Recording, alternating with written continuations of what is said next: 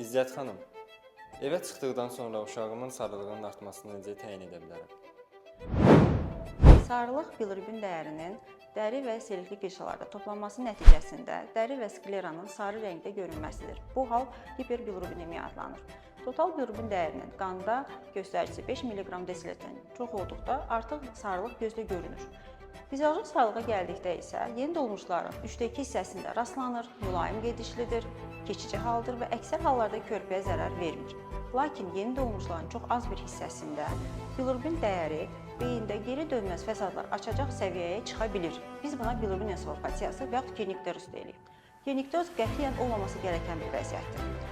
Önlənməsi üçün isə ilk növbədə körpənin uğurlu, yetərli qidalanmasını təmin etmək lazımdır. Yetərli qidalanma dedikdə sutka ərzində 8-12 dəfə qidalanma nəzərdə tutulur. Daha sonra isə klinik laborator dəyərləndirmə vacibdir. Klinik dəyərləndirmə dedikdə uşağın rənginin saralmağı, yuxuya meyilliyi, əmmə zəifliyi, süstlüyü artıq bizim laborator müayinələri etməyi vadar edir. Laborator müayinələr qaçınılmazdır və mütləqdir belə hallarda.